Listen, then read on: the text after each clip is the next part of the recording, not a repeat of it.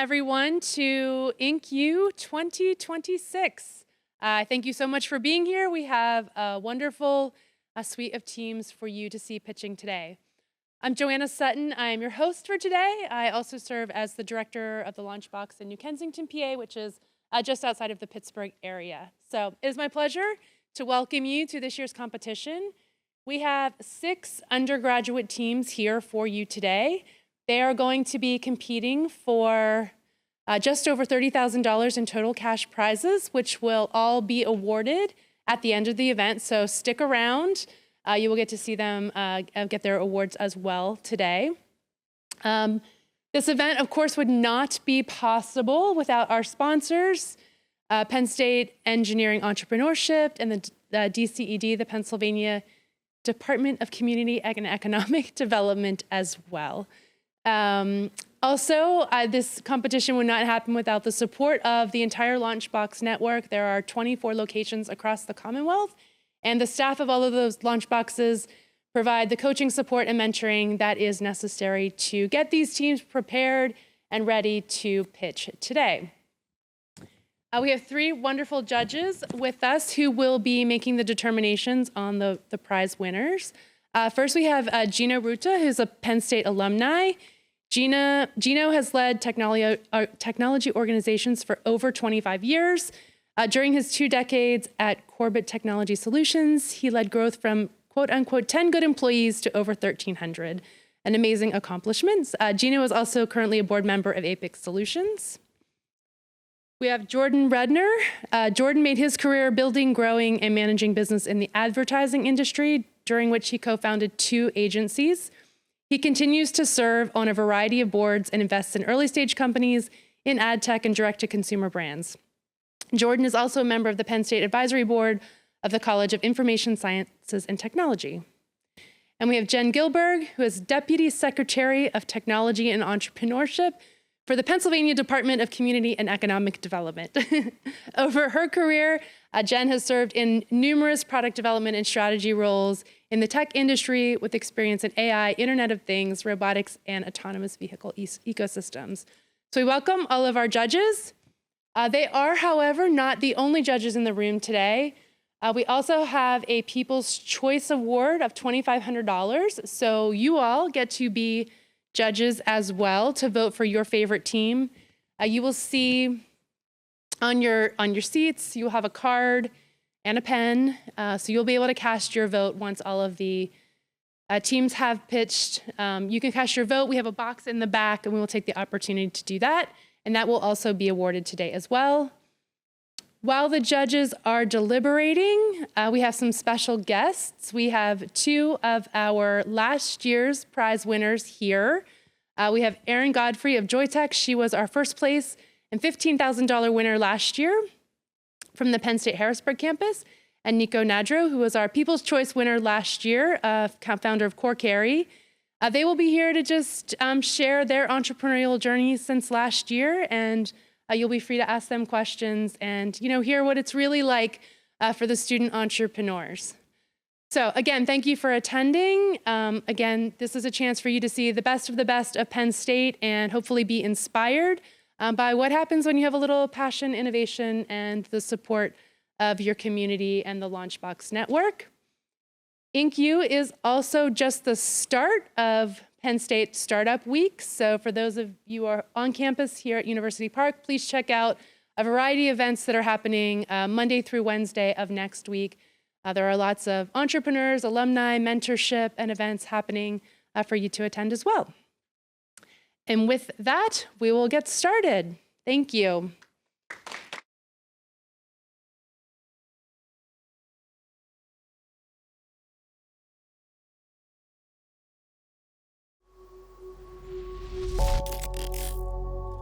As a student entrepreneur, I do have a very busy schedule. I could wake up in the morning and get an email, a call, and my entire day shifts.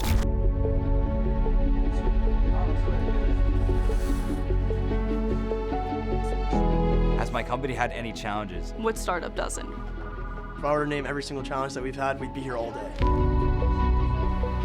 But it doesn't feel like work. I absolutely love that I get to do this every day. I think that just feeds my obsession to work hard.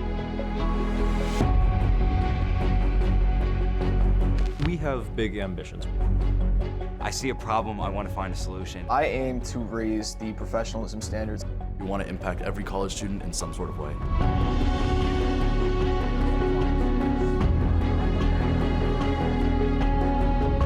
Being in the Inc.U competition has been amazing. This whole process has really been so rewarding. It's motivation every single day that I'm doing the right things. We've received a lot of valuable knowledge and help. We know the commitment that it takes, and we're ready for everything to come. We put our heart and soul into it. I know all of these people very well. I'm so excited to see what everyone brings.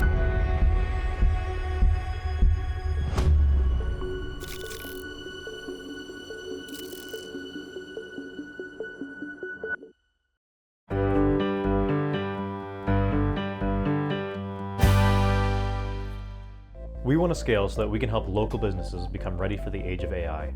Less time spent fighting outdated websites and more time spent in each other's company doing the things that we actually want to do.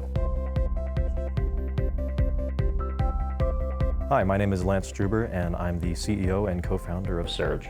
My name is Ishan Narang. I'm the CTO and co-founder of Surge. Surge is a platform that helps the websites of local businesses and community organizations become AI discoverable. It uses AI to automatically scan the content that they already post online, then automatically keeps their website accurate and consistent everywhere people search. In addition to helping our clients and their users save time, we're also helping keep dollars local by making it easier for people to find and choose between local businesses. Community matters and access matters to me because as any other international student, these are places where I meet people. When people know exactly what's going on in their local area and they can bring their kids to, they can bring their spouse to, more human connection happens, more people go to businesses, you get more heats and seats, and we'll actually be able to feel more like a community again. We now live in a world where 56% of consumers are switching to using AI-powered search, and this is having massive repercussions for small businesses in particular. Did you know that when you use things like ChatGPT or Perplexity, you have a 10 to 20% chance, or 15 to 20% lower chance to actually be referred to a small business? That's because these AI systems are pre-trained on the large businesses. They already know about them. It's the small businesses that are getting overlooked. But there is a fix to that. A lot of these websites and a lot of these AI systems, they're looking for websites that are built for modern sort of syntax, if you will. And this can be fixable. So all you have to do is sort of upgrade the website to modern standards, and this can be done. However, when they usually do this, there's two main ways they'll do it. There's either the web development agencies that are the traditional route, and they're high quality, but they're pretty slow and expensive. And then there's the AI tools out there, the Bolts and Lovables of the world, which they're pretty fast and cheap, but they don't really provide the strategy or the positioning that these businesses need, and they kind of look like slop. And so together, we're building Surge to solve that. Hi, my name is Lance Struber, and I'm a co-founder of Surge, and I have over a year of selling websites to small businesses. I know exactly what helps them and what doesn't. Hi, my name is Ishan Narang. I'm a 7-time hackathon winner, and I built the systems that power Surge. Surge, in essence, provides the strategic value of an agency at the speed and price of an AI tool.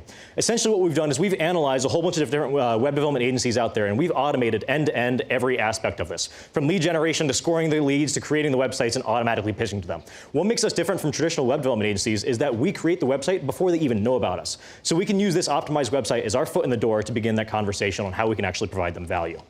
But who are our customers? Right now, we're mainly talking to law firms, and there's a few reasons for that. Law firms are pretty high value. They have a lot of money, and they have pretty simple websites as well. They don't have like shopping carts or login features or anything like that, so we can recreate their websites at scale. Additionally, they're well known to spend a lot on marketing and outsource a lot of the technical work, and there's over 400,000 of them in the United States alone. Here's a website of one of the local law firms here, and when we did a whole bunch of searches on this, we could not find this on any AI search at all. When we rebuilt the website and recreated it, I think it looks better first off, but it actually shows up, and it's actually going to get local clicks to go to that local business, so they're no longer overlooked by the new systems. And we've only been doing this for 3 weeks. And that website that I just showed you, this one right here, we are now in the LOI stage for one of the local businesses, and we're going to sell this website to them for about $1,600. And I'm going to tell you, that's only about 15% the price that a normal web development agency would charge for this. So this is actually affordable websites that are going to get these businesses seen. Additionally, we won the most VC backable award at a recent hackathon that we won at, and that was judged by VCs who came from the Transpose platform VC itself. And what makes us so VC backable is how scalable this entire is. Ishan and I have set up the infrastructure so that this can be expanded out to any vertical we want, whether that's tax prep and accountants, private medical practices, home services, whatever you like. Once we have the vertical and the tech figured out, we can expand. Well, what's the biggest obstacle with this? The biggest obstacle is our expenses at the moment. It is expensive to use as much AI as we're using, and it's also expensive to host these websites. Without the $15,000 that your funding would help us, we would not be able to scale, and we would not be able to actually build the websites we need to build to get this out in the time that we need to get it out. The investment that you guys would be able to give us, we would invest in the hardware so that we can host everything locally and run our own AI systems locally, which we project would cut down on our costs of creating and maintaining these websites by over 80%. Not only would it cut down on our costs, but we would be able to serve so many more people with this. And that's exactly what we're trying to do. We're trying to help the small businesses in this community, in Center County and State College specifically, because we love this place. I mean, we go to college here, we want the businesses here to thrive, and we don't want them to be overlooked by AI. With your $15K, we can't actually make that happen. We don't have the local hardware for that yet. And so that's what we need to be able to scale and make it so that none of the businesses in State College get overlooked. Thank you.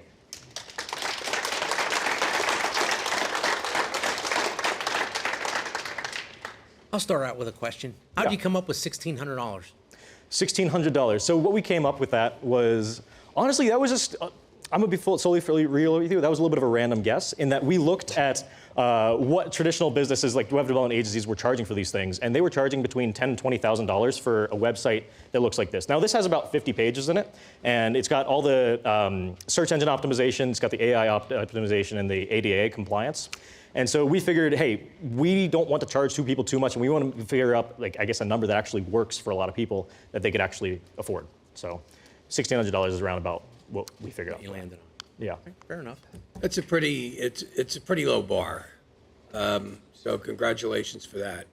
But what's your overall ambition? Because Center County is a small place, and you can run out of clients relatively quickly. So how are you getting clients today, and what's your ambition on how to get clients in the future? We certainly can, and our ambitions are not just limited to State College. We want to scale this nationwide and help out small businesses across the entire nation if we can, and potentially other countries too. We're starting in Center County because this is what we know. We know the businesses around here. We know the overall how it works around here. And so we can vet what we're doing before we expand to larger folks. How we're actually getting the customers as well is we create the website for people who look like they have websites that are not performing very well after autonomously scraping that. And we can pitch them via email, LinkedIn, outreach, really whatever. So you mentioned you're doing the hosting as well. Mm-hmm. Is there a reason you're doing the hosting? That feels like it's an added cost. Could you let them host their own website and just do this optimization for them? We certainly could let them, I guess, host the website themselves on their own servers if these businesses have servers. Is that like what you're asking? Yeah. Okay. A lot of these businesses, the reason that they're going to be coming to people like us is because they're not highly technical. Lawyers are very well known to outsource all of their technical work to other folks, and they just want it to work. And so we're the people behind the scenes who are making all of that tech happen so that they can just go and get all their customers and actually get proper conversions. And then just one other follow-on question is, with a lot of AI startups, it's hard to build a moat where your technology is defensible because AI makes it easy to code and easy to do that. What part of your technology would you say is defensible or harder to replicate by two other kids trying to do this? 100%. We get that question a lot, and this is something we've been thinking about a lot. And yeah, like what we've done so far, you are right. A lot of people could do what we're doing, but what we're going to be doing is building in network effects in that, such that all the learnings and all the analytics we get from one legal firm, we can apply that to the next and the next and the next, so that every time we add more people in, we're actually using those learnings to better promote our clients and better help them out. Question for you. I noticed that you're using the Google phone, which is fairly expensive. Is that a Google phone that you have? Phone. 215. When you schedule a free consultation. So just for clarity, I mean, I happen to know small businesses that their biggest complaint is the Google charge for the phone. Is that something you've had to deal with yet? And we're not doing any of the contact stuff for them. That's the phone number they've decided to go with. That was not our decision. No, it's not the phone number itself, it's the service. To click on it to dial. When you click on that, there's a cost that's fairly expensive for a small business. So for our websites, when you click on them right now, it's not going to go ahead and automatically call them. It's just pasted there for the calling. So we're not handling the Google phone stuff. Are you doing any content, or are you just really grabbing their content, reformatting it, and giving it back in a better way, in a more searchable way now? Yeah, that's what we're doing at first. Is we are receiving all the content. So when we find someone online who we think has like a smaller or like a business that's not getting as much visibility as it deserves, we'll find all the content we can on them online. But one of the things that we're I guess sort of upselling and helping our other businesses with is the content generation with automatic blog creation, having the chatbots in there. So we will be helping them on that side of the content sphere. And if there's possibilities for others, we're open to it. And is there a follow-on monthly fee? Yes, there is follow-on monthly fees for all of this. The way it works out for our current client LOI, or under LOI, is this is $1,600 to set up, and then it's $200 MRR for the hosting and the ADA compliance and AI optimization. And if we were to do like vlogs and extra stuff like that, we would of course raise those prices. What's the biggest challenge you've had on conversion? I think the biggest challenge that we have on conversion right now is that we are early stage, and people understand that and they recognize that. But in talking to lawyers and dentists and accountants specifically, one of the things that they are really concerned about is the security. When we say that we are using AI to assist us in creating their websites for them, they're afraid that all of this data is going to go to some third-party place. And so that's part of the reason why we want our own hardware. We want to be able to run everything locally because we're not just going to limit ourselves to these sort of front landing page websites. We want to start building the back end to it as well, like the actual shopping carts, the login system, so we can actually help these small businesses. And so that's, I guess, a major concern for us in the future is we literally cannot do that unless we have our own hardware. And that's where our investment ask comes from. Way to kick everyone off. That was great. Yeah. Sweet. So, thank you very much.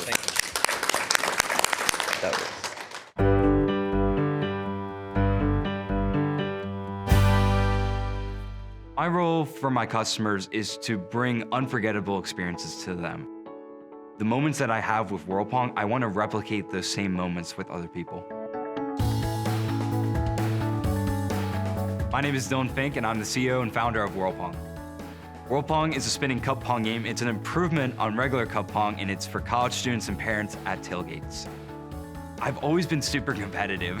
It's funny, but I love having fun with my friends. This product was a really awesome way for me to kind of show that, and also to, do something fun at a scenery that I love being in college. What's different about my product is that there's nothing like it. It's the first of its kind. The variation and the spinning just brings it to a whole nother level. It's one thing to see it, but it's one thing to actually do it. And when they play it, their eyes lit up. And I want to create that moment every single time they bring out my product. We all love sports, but the best part isn't always the game. It's the tailgate. Millions of people tailgate every year, but there always seems to be one game that everybody plays, cup pong. But here's the problem. Cup pong hasn't changed in years. It's the same setup, the same shots, and the same game over and over. Customers are looking for products and games that are more competitive and exciting, but still keeps the game that they love. That's why I created Whirlpong, the spinning cup pong game. Play like regular cup pong, but the cup spin, adding excitement, competition, and energy to every shot. And our game includes multiple game modes where you can change the speed and direction, so no two games ever feel the same. And parents absolutely love our product. Our product meets a clear demand as customers are constantly searching for fun, memorable gifts that they can give their college students that has way more meaning than just a birthday card with cash in it. Whirlpong is actually something that their friends will want to use and play with. And don't just take my word for it. Take it from the opinions of many happy customers that say that Whirlpong is the ultimate party game. Today, we've done over 800 units sold and have done over $55,000 in revenue. And we're projected to do over $200,000 in sales. Our plan is to reach our customers through social media, campus ambassadors, and in-person events where people can actually experience Whirlpong. And our vision is to bring Whirlpong to life through campus tournaments, ambassadors, and also tailgates where people can actually play it. And also, we want to be able to create a large catalog of new products and different accessories. For example, one of our biggest pieces of customer feedback has to start doing with licensing. So we've been able to be approved and licensed with LSU and Alabama, which will open up a huge market to a built-in fan base. But judges, here's the problem. We're not limited by demand. We're limited by our inventory. Every time we try to push growth, we start to struggle because we're running out of our cash flow, and inventory has been a big constraint. And what could have been stalls our growth. Customers that were ready to buy don't. The marketing that was working pauses, and our growth that was starting to build stalls. It's like trying to start a fire and trying to get it to spread, but if you don't have the fuel to get it, it's not gonna work. This competition will be huge for us because it'll help alleviate our inventory costs and be able to use that revenue to be able to grow more sales and also launch our new products and push it in more marketing. And with your help, World Pong become a party game at every single tailgate. Thank you so much.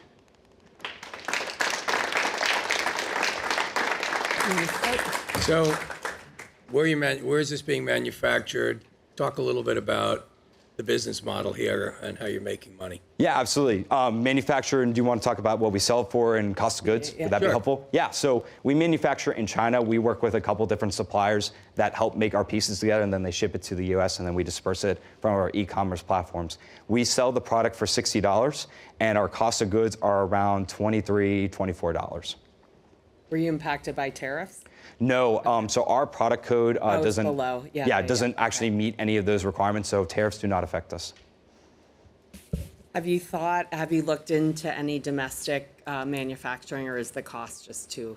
Yeah, absolutely. So I think this competition is a huge play in our ability to use that cash to be able to do stuff like that. But since we're so limited, our inventory MOQ requirements that we have to use are just much cheaper overseas. So we're not really able to do anything domestic yet.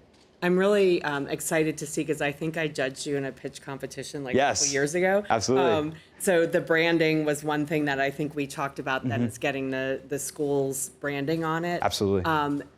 How, do you have other license deals? Does that impact your cost of goods dramatically? Yeah. Because I think getting the NCAA college brands on that it would be a huge boost. Yeah, absolutely. I mean, customer feedback is always gold to us, because they're telling us how we should run our business because we want to meet their needs. So the college licensing specifically, there are costs associated with it. There's fees to use the middleman, such as CLC or Fanatics, which are those companies that run those licensing programs. So there's fees associated with that we've had to pay for LSU and Alabama and the ones that we're looking to do in the future. But there's also royalties for every sale that we get, and we have to declare those every quarter.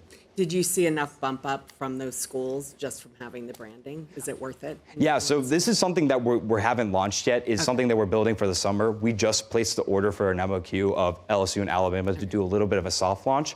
So this competition would be huge to alleviate a lot of those costs and really push it to that customer demographic that we want to. Where have your sales come from so far? Yeah, I would say around 60 to 70% of those have come from Amazon.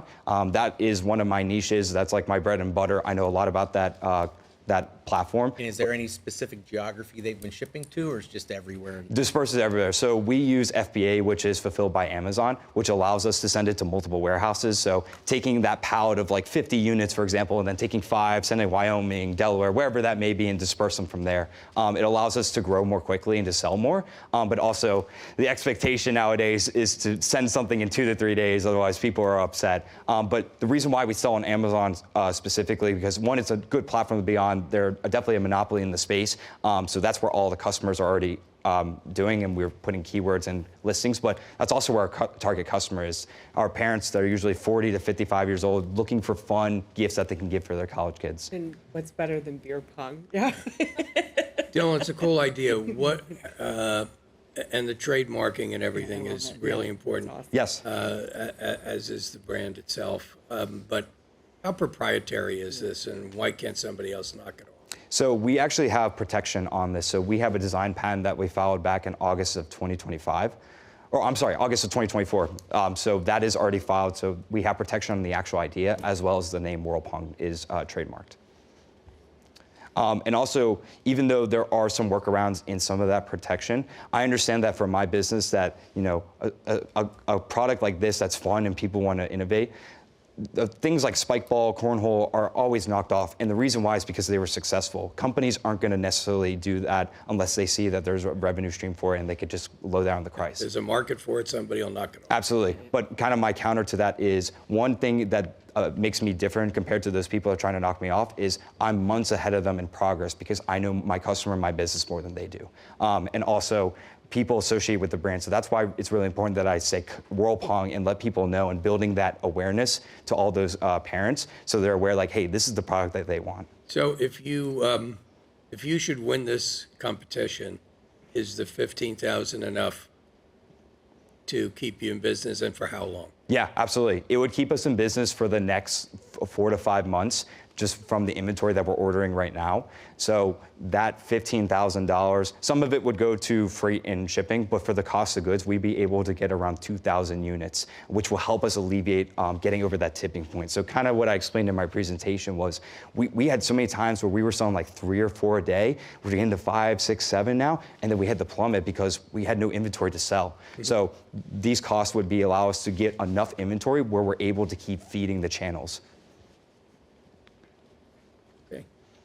Right. That's it. Yeah, great job. Cool. Yeah. Thank you so much.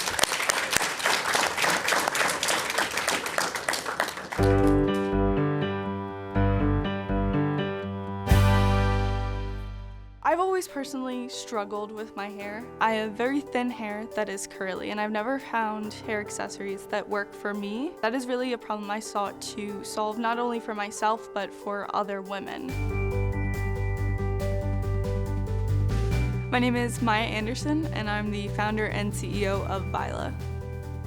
Vila invents never-before-seen hair accessories to be more usable and versatile for everyday life for women. For our halo comb, there's nothing on the market really like it. It is so amazing how many hair types and how many women this would work for. We've tried this product with women who have thin hair, thick hair, straight, curly, and we've even tried it on a woman who has dreads. It doesn't matter if we're going to the gym, to a business meeting, school, work, we should be able to have accessories we can rely on. Seeing that come to light really pushes us to keep going every day. Meet Paisley Nicole, a 19-year-old woman who, while driving her car only 20 miles an hour, was rear-ended, sending the claw clip she was wearing in the back of her skull. She had to spend hours in agony, and she had to have it surgically removed. She's one in hundreds to thousands of these women every year getting in these accidents. Now, claw clips are women's #1 most used hair accessory by far. And despite this, they still come short. Set aside the safety for a moment. They break, pinch, and they're a pain to use. Pardon. But also, they're not designed for most women's hair types. Every woman we've interviewed has actually said that claw clips fall loose in their hair throughout the day. They're not built to hold. My name is Maya Anderson. And I'm Riley Maynard. And we are founders of Vila, a hair accessory company built for women by women. So this is our Halo Comb. It is designed for everyday needs, and it is safer, smarter, and more versatile than the claw clip. It is, women no longer have to choose between safety, and it is designed really well, and so, oh my gosh, sorry. And so, it's designed for women to use every day. Now, next slide. You're good. Now, the Halo Comb is meant for women with mid to long length hair, and they use it for their everyday lifestyle. It's a product meant to use on the go. We've interviewed hundreds and hundreds of these women, talked to over 20 certified hairstylists to get to the design that we have today that works and is proven to work for women all across the board. Stack us up against the top competitors in the market. We have claw clips, banana clips, and French combs, and they don't compare. And the top categories of safety, versatility, compatibility, hold strength, and for comfort. So as the youngest company here, we made a lot of traction in the past few months. But our biggest challenge by far is the production of the Halo Comb, which we have not received funding for yet. So we made the VersaBand, which is a stylish bracelet, which also doubles as a volume boosting hair tie. And since then, we have made multiple retail partnerships as well as vendor slots. We have sold out of inventory twice, and we have onboarded 3 new employees. So moving forward, our primary goal is to fund the launch of the Halo Comb, as well as build awareness for the brand, such as marketing, to increase our loyalty programs and to increase our production. With the help from Inc.U today, we can not only fund the full launch of our Halo Comb, but we'll have the investment needed to market Vila the way it needs to grow and develop. The Halo Comb isn't just a product, it's a revolution and the first of many accessories iterated for women and their effortless everyday styling needs. Thank you.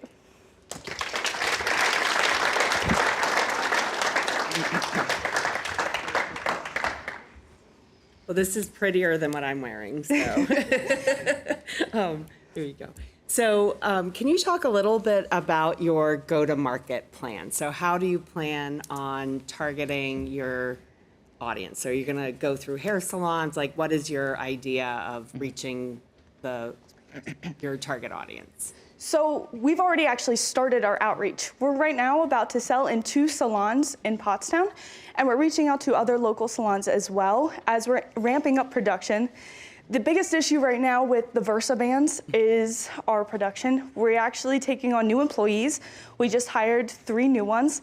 And with that, we're going to be investing more into our vending and in-person locations. Over time, we look into expanding towards bigger retailers such as Target. And right now, our biggest market strategy is through social media. With our customer discovery, we found a lot of our customers are making these kinds of hair accessory purchases through Instagram and TikTok. So with that, we've hired our marketing manager who is leading our videos and promotions to create the best content to retain our viewers and have the highest turnover.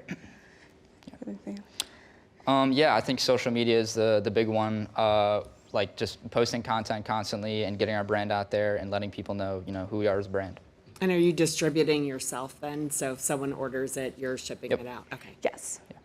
So this is an incredibly competitive area of need, whether it's in a pharmacy to sell it on a retail basis, or and it's a little more difficult when you're selling one-off salons.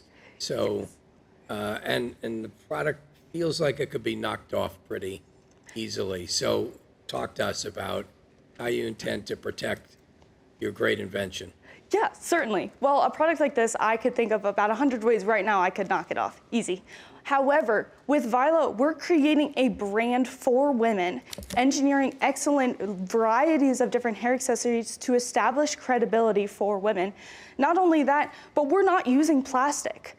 The top competitors on the market use plastic. We use a biosynthetic plant polymer called cellulose acetate. It's actually proven to be stronger than polypropylene and polystyrene. I'm wearing it right now in my glasses, and you wouldn't even know. It's the next best thing in hair accessories, and it's heat resistant and pH resistant, so women that use a lot of products in their hair, it's not going to degrade as fast over time. So this product, and that's something that I would think is pretty important whenever I'm shopping for one, is the biodegradability. Because I hate to say it, but I see like hair bands laying around all over the place, right? But I didn't really hear a lot of that in your pitch. That's something that's part of what you have central to what your mission is? Yes. So with our company, as we expand, we're looking to become a fully sustainable company. We are right now looking into our packaging for entirely sustainable, biodegradable packaging. The Halo Comb that we have is going to be made of cellulose acetate. The only non-biodegradable part is going to be the nylon stretch cording between it. And to top it off, it's not just biodegradable, it won't degrade into microplastics. It's made of plant polymers, so it'll degrade into biomass and water. So. And one follow-up is, like, I have no idea. Yeah. Is this like $2 and your competition is $1? And so is this going to be, are you going to be at a price competitive disadvantage or in the range kind of thing? So after a lot of research, the highest quality claw clips on the market sell around $30, $35, sometimes even $40. Ooh. Now this can do twice as much as a claw clip. We sat down with women, had them do as many hairstyles as we thought they could. We had multiple different trials, and each time max we came up with 17. With this we came up with 25, 27. And we're still coming up with more. So it's marketed as a higher quality product. It's not just made of better materials. So we're pricing it at a point of $35 per unit. And what's your cost of goods on that? For each Halo Comb, what is a? For low cost or high cost? Both. Low cost is $581 and high cost is $881. So where is it made? Right now, we can't produce them. We don't have the funding to produce our first line. With the help from Inc.U, we will be able to fully launch our first line and set out our first products. We've spoken to a lot of manufacturers, both abroad and here. We've determined that we would like to produce them here. There's a manufacturing facility that works with cellulose acetate combs, specifically in Maryland, very close. And we would like to work with them to produce our first line here. Have you talked to distributors or other sources that would get you on a much bigger scale? We're in the process of trying to connect with distributors as we're scaling. We do want to first secure our first line of products before we do that, but we are in contact with a couple of people. How many followers do you have on Instagram? So we just started our socials about 3 weeks ago, and we have a couple hundred, but we are working very hard to grow that. I believe that is our strongest tool when building our company. And so we're putting a lot of investment towards that with our marketing team. Is your plan to do different colors, different patterns? Yeah, absolutely. So right now we sell the VersaBands on our website. We already have white, black, green. We have a St. Patrick's Day special, and we have a white and green version as well. We're also working on doing multi-packs and in the process of releasing a Penn State special band. Okay. In the future for the Halo comb, they will be generally solid color, and we're also thinking of doing the I think it's called Calico, where they have it looks like my glasses, where they have the mesh colors. It's a very popular one amongst women, but sticking with the minimalistic, everyday matching. So how many of these will a woman want to have? The average woman right now in the US owns 7 to 10 claw clips, right now. Yeah. She throws out 3 every year on average, buys 5 more. So the market for this is crazy. Right now, it's valued at about $26 billion, and by 2033, it's expected to over double. On your entry product, how much are you selling those for? The VersaBands, we're selling them for $8 currently. Okay, and it's a single pack? Yes. We are about to release a 3-pack as well. 3-pack. And how many have you sold of them? We just started selling those, and in 3 weeks, we've sold a little over 80. Pretty good. Yeah. And are you hand making those now, or? Yes, they are handmade. I make them, and I do have a couple other women who help me. But yeah, women love them. We recently took them to a bunch of hairstylists, and they raved over them. They made tons of videos for us. They're promoting content. Why do they love this over another one? Well, because that's not a normal hair tie as well. We are an innovative brand. Nothing we make is the same as anything on the market. So that hair tie specifically has the ability, each of the loops on the band pull out, and you can create new hairstyles with them, and they also retract back to its original shape. And with it in your hair, especially women who have thinner hair, it will make your hair look fuller, and it gives you a natural volume boost. This is the competition, and they lose elasticity after a couple months. So, yeah. And those are actually quite strong. On your wrist when you're. Yeah. So which is going to be your lead product? Is it going to be the comb? Our lead product is the Halo comb. Yep. This was why we started our company. We saw the video of Paisley Nicole, and we thought there had to be a better way. It's the best product by far that women have on the market, and it's not good. They fall out. Every woman I've spoken to complains about it. Some women can't even use it. Women who have braids, really thick hair, it doesn't hold half their hair. This product will. If you saw how far I stretched it, it will hold your hair. And it's so strong. We've been able to try it with women who have dreads, who have braids, women who have never been able to do hairstyles like that. You want to get on Shopping Network. QVC. Yeah.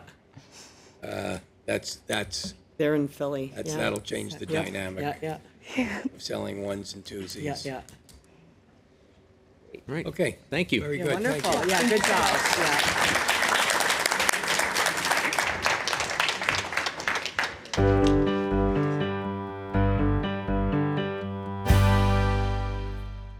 Combat sports is a very underserved niche. A lot of people are relying on Discord and third-party chat services to bring it together. We offer a much more cohesive solution, bringing resources to an otherwise underserved market. My name is Kevin Lika, and I am the founder and CEO of the 11th Round. The 11th round builds operational databases for combat sports organizations to allow their operations to run more smoothly, as well as ensure that their fighters are meeting professionalism standards. Growing up in the combat sports space, I noticed that, a lot of fighters miss out on opportunities. It always comes down to how the athlete is branding themselves, how professional they are within the media and sponsors. There's fighters that could realistically fight at a world level, but aren't getting the recognition they deserve. You don't really see things like this unless you make it to the top of combat sports. We're offering it to, grassroots organizations, ensuring that we give them all the education and resources that they need. So the biggest problem today in combat sports is that organizations lack the proper resources to produce sponsor-ready athletes and giving them opportunities. This problem matters because combat sports as an industry is valued at $10.2 billion, and there are about 150 million combat sports athletes worldwide. But only 1% of them end up being financially independent. This is not because of a lack of talent, but because of a lack of resources. The solution, professional standards tracking. We track fighter onboarding, we track missed obligations, and in addition to that, we track the obligations that they do complete. We identify points of deficiency, and from there we put them through our developmental pipeline and give them access to educational modules, educational consulting, and other materials. Once they complete their curriculum, we then give them access to our sponsor marketplace and help them with sponsor introductions. So what an organization can expect from us when they onboard our platform is that they onboard our platform, we track their fighter onboarding, we track their missed obligations, in addition to the obligations they are completing. Now, when we assign professionalism ratings to these athletes, we look at how many obligations are they missing, their interviews, weigh-ins, not managing injuries properly. And then we assign them a rating, and if they are not up to standard, we put them through our developmental pipeline. And once they are deemed 11th round ready, we then give them access to sponsor introductions to monetize their efforts. So our primary paying customer is actually the organizations. At the grassroots level, combat sports athletes are not financially independent yet. So the organizations pay for our services, and then they see a good return on their investment. And at the conclusion of each event, that benefit downstreams to the athletes and potential sponsors. The competitive advantage of the 11th round is that we do something that NIL agencies, sponsorship agencies, and management companies don't. We combine development, sponsorship, and career pipelines. And we are the only ecosystem platform in combat sports. So we are about 4.5 months into our operations, and we already have our minimum viable product software, in addition to 3 partner referral companies onboarded, as well as 4 industry mentors that are experienced. We also have organizations piloting our programs, and we are currently gathering case studies to take that feedback and see what we can improve on, as well as seeing if these partnerships make sense long term. And in addition to that, we have 2 active fighter sponsorships on professional cards such as the Bare Knuckle Fighting Championships and Blue Chip Promotions. If awarded funding by Inc.U, it will help us move our minimum viable product into a fully developed app to put everything onto one marketplace. And in addition to that, it helps us with our pilot program expansion and athlete development tools. Thank you.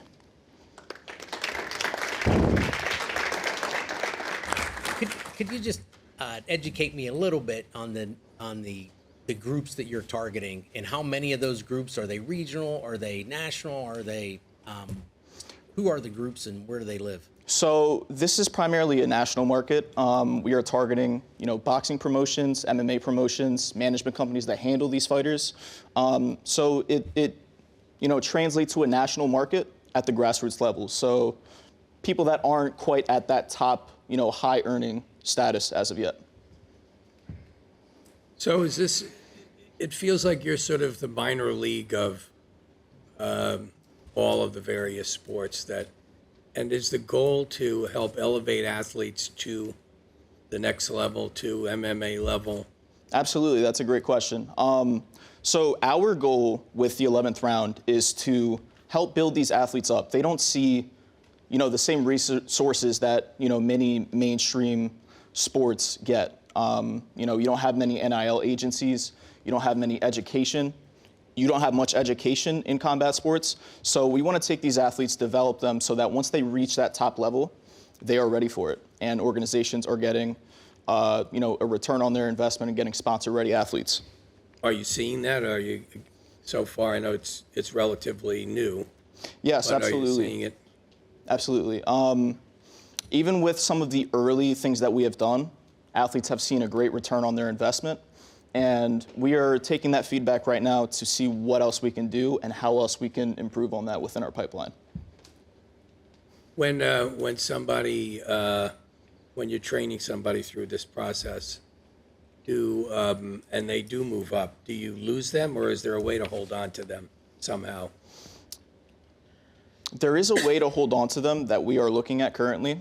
They can come back and kind of work through us as, a minor consulting partner to help, serve as kind of a success story for some of these younger athletes that are moving through our pipeline.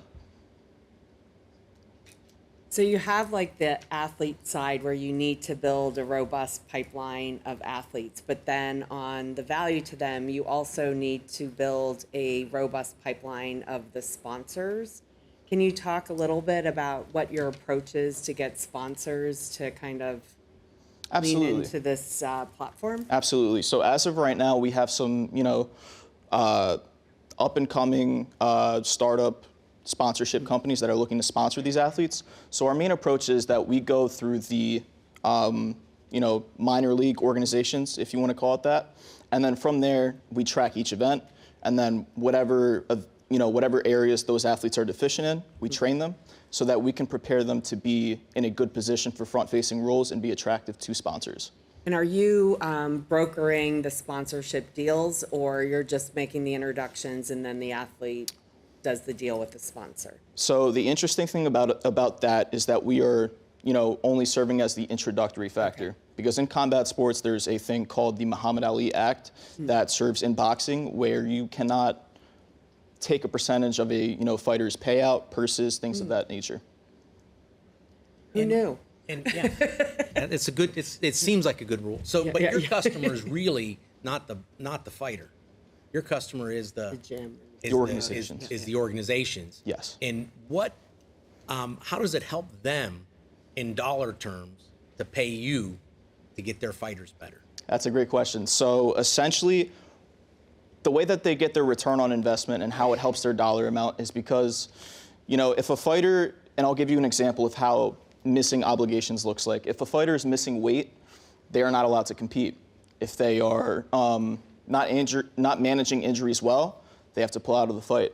And the thing about that is organizations are now at a disadvantage because they have to pay to find a replacement for that fighter.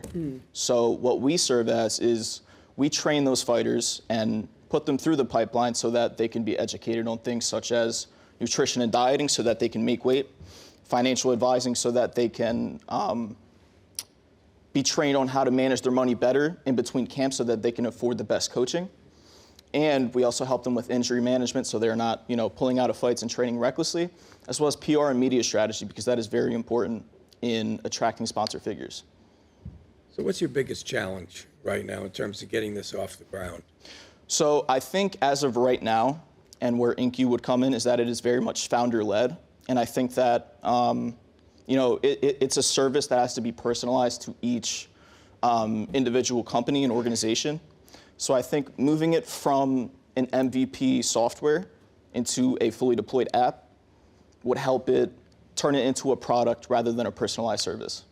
Do you ever, are you doing anything in social media into some of the groups? There are a whole bunch of groups. Yes, absolutely. It's just on fighting. Yes. So we do have a social media following of about 300 followers. And some of the things that we do on social media is that, we hold some workshops or education reels on Instagram to kind of, help share success stories of combat sports athletes who knew how to brand themselves well, who knew the importance of professionalism and what it meant to be a front-facing ready athlete. And then your revenue model is you're selling to the agencies on a per fighter basis, or can you talk a little bit about your Yes, revenue? so it is on a per fighter basis, and we are selling it to the organizations. As far as how we would retain them, the way that it works in combat sports is that fighters, unless they make it to some of these top, programs like the UFC and some of those other organizations, they're essentially treated as independent contractors. So they are usually signed on one-fight deals, and that's if they're not satisfying the organization's needs correctly. Being a good front-facing athlete, and our hope is to kind of bring those fighters back to those organizations and show organizations that we can properly train your athletes to be ready for that role. And then what's your first year in, how many organizations do you want to have signed up to consider it a good year? I would say 20 organizations, 15 organizations would be, a good kind of benchmark. But like I said before, the biggest challenge of that is obviously turning it into a product rather than a service. Because as you know, bandwidth is very important as a founder. And when things, are founder-led, it could lead to burnout very quickly. What do you charge? So we're currently stress testing a couple of pricing models on a per fighter basis. What we're looking at right now is about $300 to $350 per fighter a month. And that's essentially what our monthly retainer would be. Do you actually ever see any athletes, as they move up the ladder, wanting to keep this even if they get to a point where they could afford to pay for it themselves? Like, does it have utility into the future with somebody who progresses? I would say so, just because even once you do get to that top level, a lot of organizations are looking to take advantage of fighters who are uneducated, offering them less for, opportunities that would usually require more. And I think it is very valuable because even at those high levels of combat sports, it is still a very underserved market. Would the Muhammad Ali rule still apply to like an NIL type relationship? Because it's not taking the purse of their winnings, but it's taking a percentage of their endorsement. So it would not apply to that. Okay, so could you evolve into kind of an NIL platform for the fighters? Absolutely, Okay. Absolutely. But I think the challenge is, first positioning ourselves to the organizations, and then scaling into, what could be an NIL agency for combat sports. We read that you what's your background here? So I've been an amateur boxer since I was about 7 years old. Jeez. You do boxing at 7? Besides your siblings? Besides your siblings, I know. I don't box my siblings now. But I've been around this market for a very long time, and I, growing up and going to different gyms, I saw that a lot of, professional fighters I was training with, they're making $500 a fight, $1,000 a fight, and they're professional fighters. Yeah. So a lot of these other, you're seeing even college athletes making tons more than that with NIL coming out. So I think, giving these independent contractors in combat sports the opportunity to learn more is very important. Yep. Okay. Well, thank you. Thank you. Yeah. Thank you.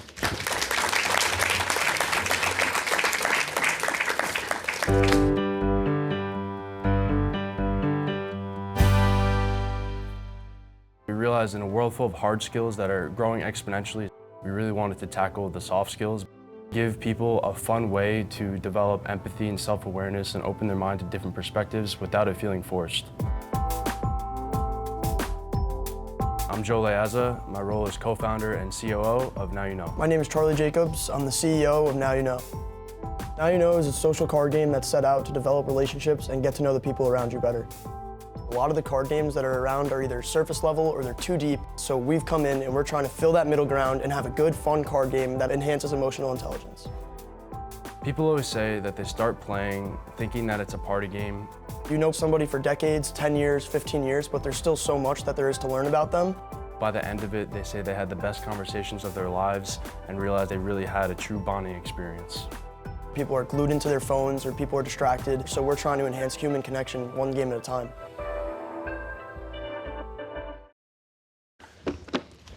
You're one conversation away from changing your life. One real question, one honest answer, One moment where someone actually sees you. That's all it takes. But here's the problem. Most people never have that conversation because we don't know how to start it. And the cost of that, Gen Z is reported to be the loneliest generation in history. 67% report feeling alone despite constantly being connected. Harvard Medical School confirmed it. Chronic loneliness increases chances of early death by 26%.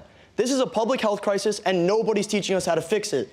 Envision this. You're in a room with your friends, everyone's talking, but no one is really listening. It's not that people don't care, it's that we've lost the skills. Emotional intelligence, reading the room, asking the right questions, and actually listening. We're the first generation raised on screens, and we're all paying for it. We can't read people anymore. We assume, we fill in the blanks, we guess who someone is based on a few Instagram posts, and we're usually wrong. Last spring, we were told to pick a pain point and build a business around it. We chose emotional intelligence, anxiety, broken relationships, all of that kind of thing, they all associate themselves together. So we built a game to train it without anyone even realizing it. Here's how it works. You predict how the people around you will react to deep questions and wild scenarios. You're not working on empathy, you're just competing. But every round, you're forced to step into someone else's shoes. We've tested this with over 400 people, and once the game starts, the conversations never stop. That's when we knew this was more than a card game. This was a bridge. Here it is. You flip the coin and draw the card. Red equals reflection, blue equals scenario. You write your answer, everyone else guesses what you'll say, and the closest guess wins. What makes us different? In other card games, the card is the product. You answer it and you move on. Now you know the card is just the tip of the iceberg. People don't ask to move on. They ask more questions. That's our unfair advantage. We played with people we just met at a party, and by the end of the night, someone said, "That's the most real conversation I've had in months." Here's where we're at. We have over 200 pre-orders and are already in progress of making the next version of the game. I'm CEO, Joe is COO, we both graduate in May and have no plan Bs. We're going all in. We're seeking funding to do 3 things: cover our first production run, build an ambassador program and partnerships, and host more pop-ups and events. This isn't just about building a card game. This is about building a movement, because emotional intelligence isn't just a Gen Z problem, it's a human problem. We're solving this one conversation at a time, and it only takes one. One real question, one honest answer, one moment where you actually see someone. Help us start that conversation and assume less. Connect more. Thank you.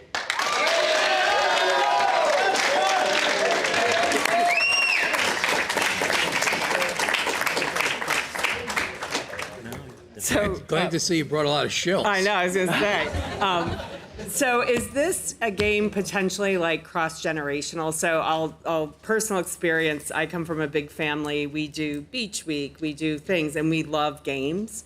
Is this something that could be played with grandkids and grandparents, or is this really targeting friends and Gen Z?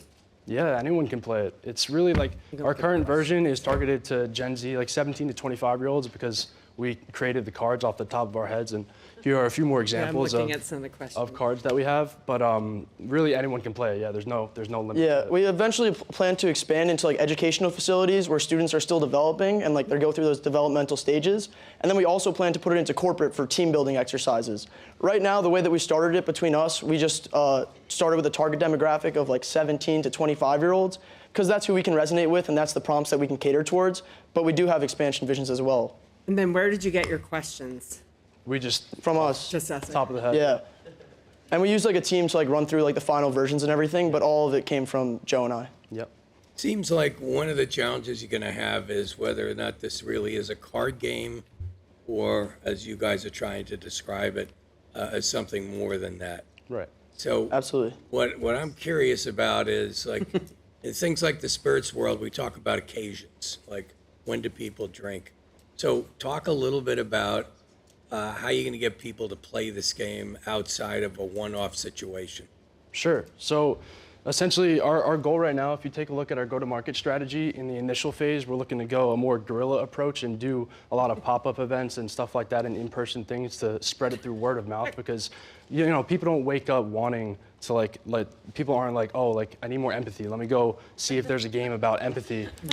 So we're really trying to show it to people and show them that it's fun. And we actually have a drinking mode that's a part of the game, so it's optional, but it's really not It's really not a part of the core game. The core is, predicting someone else's response, putting yourself in another person's shoes. And like a lot of the games that you were talking about before that a lot of people tend to like go towards at the end of their nights, a lot of people just wake up in the morning and wonder like what they got out of it. For example, like Cards vs. Humanities or any of those other games. They're fun surface level laughs, like don't get me wrong, but you'll wake up in the morning like, oh, what did I learn about you? Or what did I get out of last night? So like that's what we're trying to bridge, the surface level conversations with like deeper level games. What would you do if someone pantsed you in public? What would I do? I just read that card. Sorry. I would probably pull my pants up and keep walking. What was it? Keep walking? Okay. And so you've sold 200 so far, is that? Pre-orders, correct. Pre-ordered 200, but they're not out in the marketplace yet. The units arrive this April, actually, within the next month. But you've tested this with how many different groups have tested it? At least like 400. Aside from these guys here. Yeah. How many groups have tried That's it? the 200, I think. At least like 400 people. Like we did like a bunch of different diverse studies, like where we got like different amounts of girls, different amounts of guys, all types of different people that we just met for the first day, people that we've known for years, and it all has the same message, and all of it gets translated really well through playing the game. Yeah, and we created an online version of the game as well as sort of the top of the funnel thing where people could try it before they buy it. So we've had families play it, older people play it, and we've just sort of been trying to test out all different sorts of demographics. What are you charging? Is there a charge for the online version? Or? Yes. Yeah, so the online version is originally free if you download it to play, but if you have a pre-order copy of the game, you have access to all of the prompts, so you're able to play virtually online. So our go-to-market, we originally make the game for $3.33. With shipping, we're total landed at $4.50, but because of the first production run, we had to pay for air shipping because we wanted to cater towards our people on the pre-order list because those are the people that have stuck with us and the people that saw the vision from original. So those are the people that we wanted to cater towards first, so we ended up taking a little bump up on our margins just to take care of those people as well and have the game here as soon as possible. And what do you think the market is for this? The market right now for card games is like $7.5 billion, and by 2030, they said it'll get up to $11.5 billion. But that's the total market. What about a market? Did you drill it down to a market that's similar to this game, even though you're unique? Yeah. Is there anything similar, and what have they done, and how fast did they go? Yeah. Sure, I could talk about that. So if we go back here, I blurred them out in this slide, but so Cards Against Humanity, it's it's a shock humor party game. People have a lot of fun, but there's really no emotional depth to it. And then you have games like We're Not Really Strangers and Substance, which are really deep conversation games, but they sort of feel like a therapy session and not great for big groups. And then you have games that are pretty similar to us, like Hot Seat and If You Know, You Know, which is trying to predict how your friends are going to respond to something, but they don't really have an emotional lens that we come from. And those games prove that there's a market, and you asked how quickly they grew. How big did they get? Yeah, so they're pretty large. I mean, if you look on Amazon, they have thousands of reviews. Yeah, and they do like $8 million a year, I think, like Cards vs. Humanities. Yeah. Yeah. Yeah, but we're in like a little bit of a different market. We're trying to bridge them with other games as well and find the niche for us. And you mentioned corporate outreach or corporate events. Yeah. What made you think about flying into that? Yeah, well, I mean, as people that are graduating, we obviously know how difficult and how competitive it is to get into the job industry. So I kind of just thought about it myself, like if you were an employer and you have resumes A through E, you're just going off of what somebody else said about a couple interviews and going off of a resume. It's very difficult to select who you would want to go to lunch with and who would fit well in your scheme for the future years. So by just playing the game and sitting down and getting through ethical questions or seeing how people actually react on the spot, you have a much better representation of who they are in the time that you'll spend together. You do these during interviews, yeah. Yeah, absolutely. We envision it as an interview thing, as a team building exercise. It would be fascinating. Yeah, it would be fascinating. I think the market for on a corporate side is not directly to the companies, corporations. It's actually to life coaches and things like that, and consultants who are paid, who set up, those kinds of interactive opportunities. And this is really an interesting way to sort of break the ice. Yeah, HR wouldn't allow you to play this. HR would kill this in a nanosecond. So is it intended for people who already have some loose knowledge of each other, or is it for strangers in a group? So could it be used for like dorm orientation? Like to get to know like the people you're going to be living with the next year? Yes, absolutely. But then you're assuming you know how other people are going to answer. Yeah, well, that's how like do part of you, the game is like getting the questions wrong and then getting to see the people's reactions and what they would actually do. Okay. So essentially, you might be able to get a lot right with your friends or like more right with your friends, but people that you just met for the first time, getting it all wrong is part of the game, and that's the fun of it, because you learn so much more. And then they get to see the way that you view them. Like, oh, you thought I would do this in that scenario, or you thought I view myself like that. Yeah. So it's a lot of like aha moments, and it's a lot of good laughs and So competition. have you tested it with people that have a looser connection? Yes. Then, okay. Yeah. Absolutely. Yeah. Well, at the pop-ups that we've done, we play with just strangers. random people. Okay. It's really just all about first Yeah. impressions. Oh, yeah. You know, like what we think of them. Okay. Because we all have assumptions whether we want to believe them or not. From a branding perspective, I would tell you that I take the word game out of the conversation and make it this and use the word fun. Yeah. Sure. Okay. Absolutely. It's a box of game fun. is, well, at least with your ambition is the word game is, I think, limiting. Yeah, it's limiting. It is limiting, but also I think it degrades what it is, the opportunity that you're presenting. Yeah, because we were just trying to balance the market, like our market and the way that we come off with like emotional intelligence with fun. So like we tried to breach both of them because we feel if we advertise it as fun, we lose that emotional intelligence aspect. And if we market it as emotional intelligence, we lose that fun aspect of the market. One of the challenges But of branding. Absolutely. And especially Says the marketing it branding to, guy. to college students, it's a little difficult to, market that side of it. Yeah. Yeah. Okay. Oh, very cool. Yeah. Good job. Yeah, good job. Thank you. Thank you guys so much.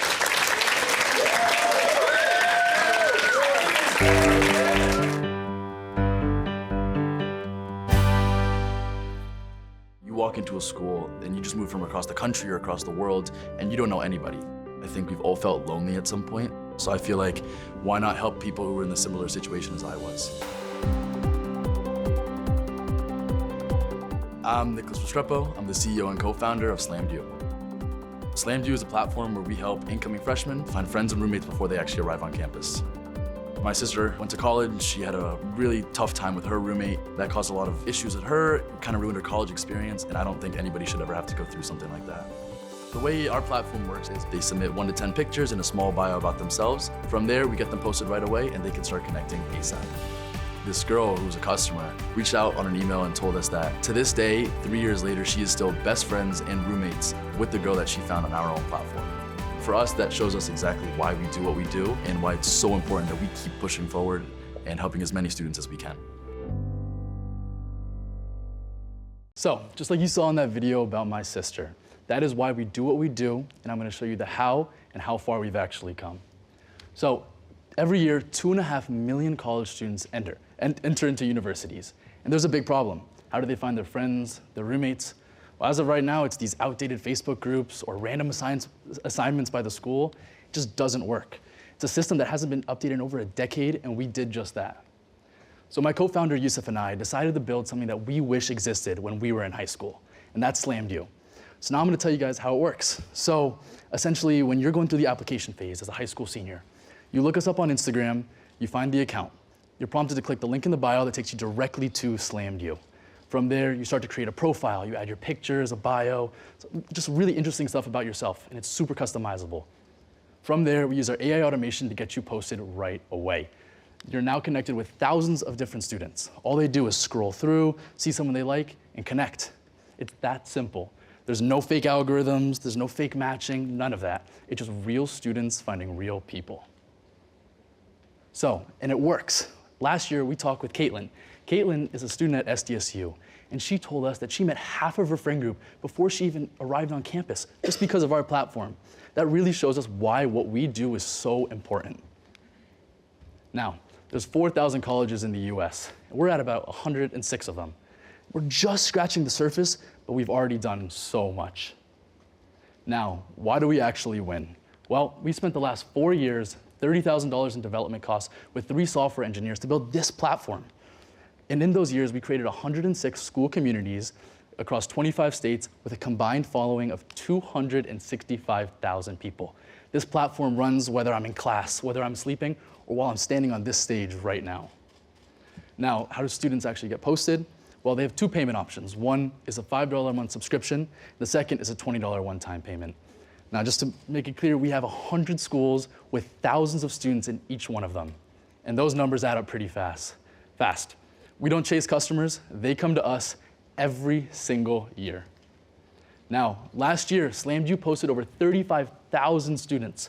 We average around 190 million impressions per month across 25 states, from Yale to San Diego State, from NYU all the way to Kansas. No competitor can replicate what we do. Now, what's the future? Well, we want to reach the source directly, and that is partnering with high schools. We think that being there for the student when they need us is the most important thing that we can do. Now, for the use of funds, we've never received any outside funding, and we've built all of this. So imagine what we could do. We want to hire a recruitment team to go directly to the high schools to reach those students so they don't have to worry about anything. We're there when they need us the most. We're in 25 states today. With this money, we'll be in all 50. My sister didn't have SlamView, but last year, 35,000 students did. No one should start college alone. Thank you.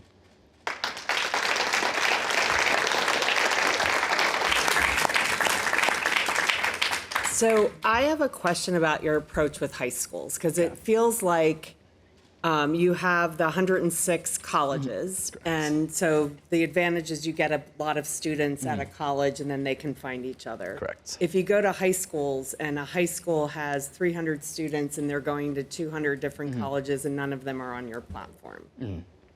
Like how is, so I'm challenging the going to high school. Of course. part of And it. so the way it works is, like you said, we have the 106 schools. Yeah. But the entire point of it is, let's say someone's going to a small community college, or I'm not sure schools around Pennsylvania, I'm not from here, but one of those smaller schools that they can request a school as well. We have no problem creating more schools. Okay. That is something that we've systemized over the last couple of years. That is no problem. Now it's, so if a student is once we start approaching these schools, we have a request button. Student can request a school, and I would confidently say in 48 hours, we can have that school up and running on the page. Does the school have to opt in, or it's the students that kind of make the community for the school? Entirely away from this. We are not affiliated with the universities Okay. at all. That is one thing that's really Yeah, important yeah, to yeah. us, because, as you know, they have their rules. They move so fast. Of course, yeah.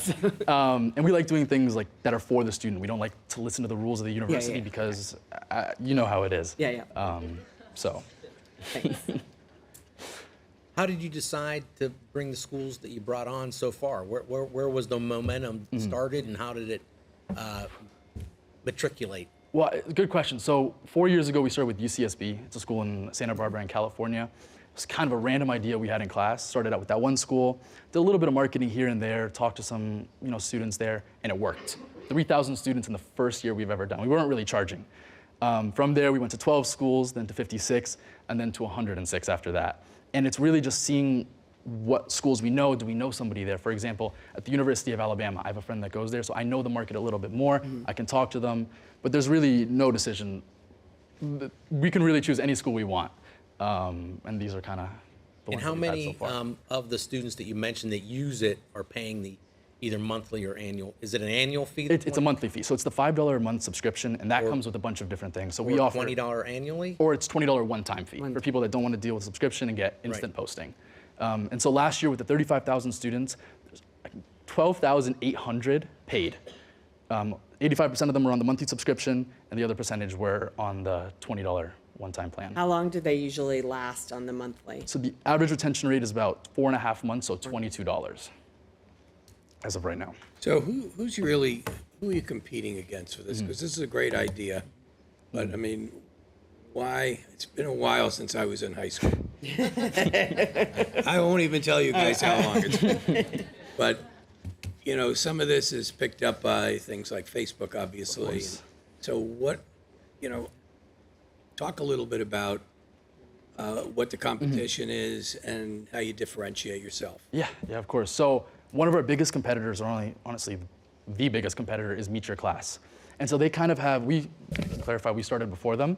But what they do is they kind of run these pages as well, in a sense, but they don't really want to help the student. Their goal is to go B2B with the universities where, for example, Penn State pays them some sort of fee to manage their admissions, help them with bringing students in. And so they don't really care about the student. And we've tested this and asked and done a lot of customer discovery to find out why.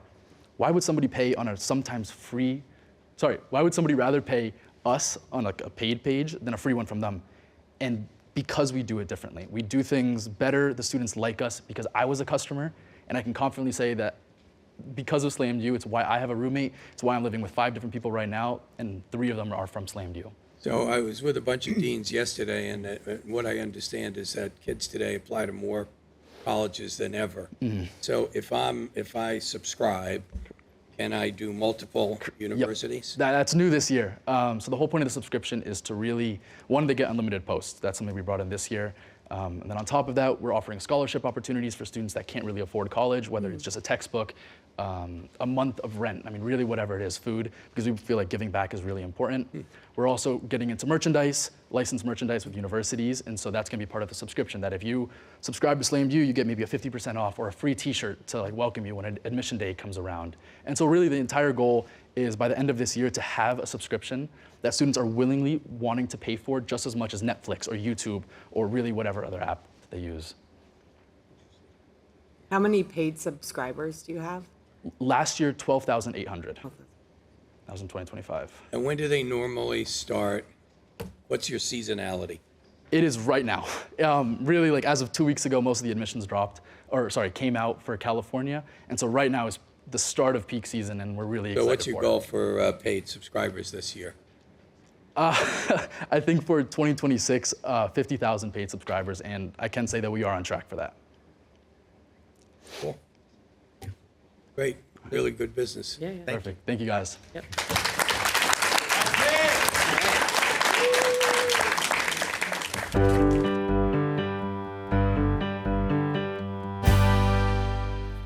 Thank you. All right, that concludes the pitches. So this is your opportunity to cast your vote for your favorite team. There is a clear plastic box over on a table over there. So drop your ballot in. We're going to collect the ballots during a short break. So, and then we will come back. So take a short break, cast your ballot. If you want a cookie or bottle of water, it's your chance to grab that as well. Come back, sit down. And like I said, we have a panel of our past year's winners for you while our judges deliberate. And once that panel starts, we will take away the box. So please cast your vote now. Thank you.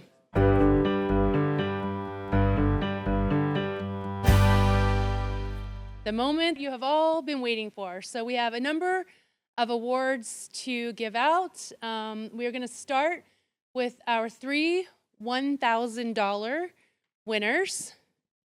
So yeah, you want to bring them over so I don't make sure I have them proper. Okay. All right, our first $1,000 winner is Serge.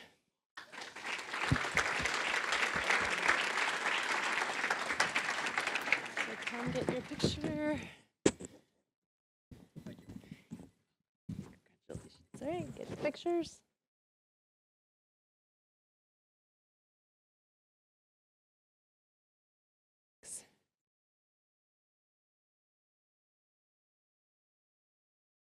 Our second $1,000 winner is Vela.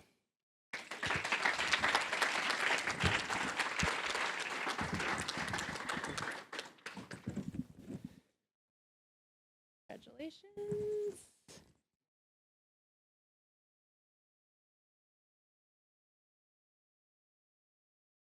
Yep, you could take that as all yours. Okay, and our third $1,000 winner is Whirlpong.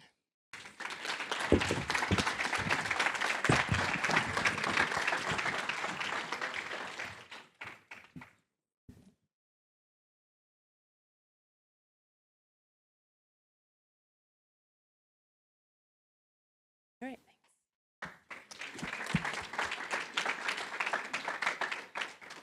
all right, next up, we're going to do our People's Choice Award, which is sponsored by Engineering Entrepreneurship. So if we have, yeah, there's Ted, I'm looking for you.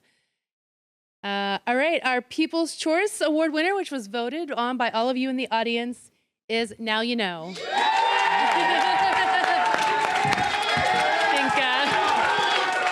I think no surprises there. So, volume equal. Yeah, we're shocked. Congratulations. All right. Yep, we got to go this way.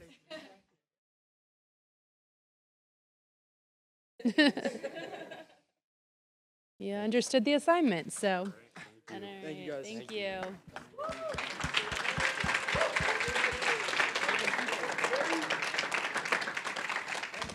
The best job giving out money. All right, so now we are down to our We have 3 teams remaining for the larger cash prizes. So our third place winner, which is a prize of $5,000, is the 11th round.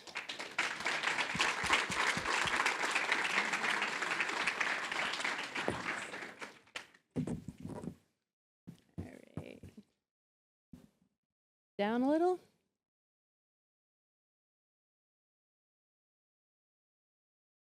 All right, stay put for 1 second. Some kind words for you too.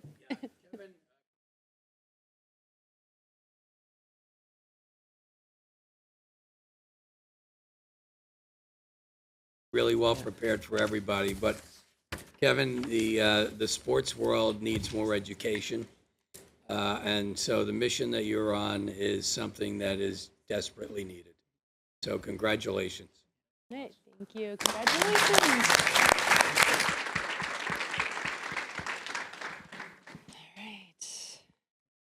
All right, now our second place winner with a prize of $10,000 is Now You Know. All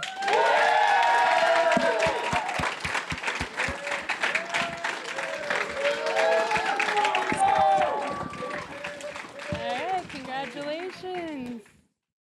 Here, will I get their pictures? Down a little, down.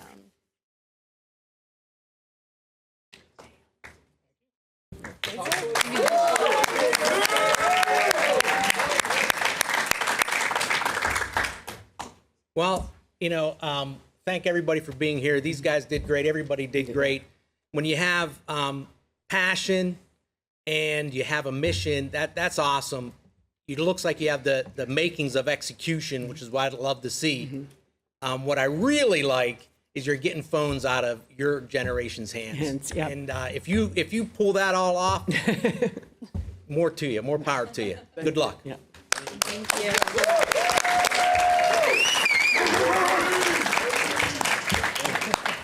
Congratulations. Congratulations. All right, we've down to our first place and grand prize winner for $15,000 is Slammed.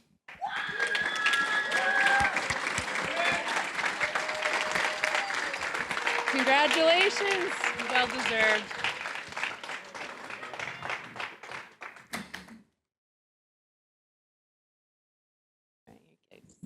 So I want to echo, like, all the pitches were great. And I want to just point out that last year, Slammed, I was a judge, and Slammed was and did not win. So those of you who didn't win the top prize, know that hard work, listening to feedback really pays off. So yeah, it was really exciting for me, at least, to see how much you've progressed over the last year. You're kind of off relying on Instagram and the expansion, and we're really looking forward to you putting that money to work and seeing you grow even more. So congratulations. Yep.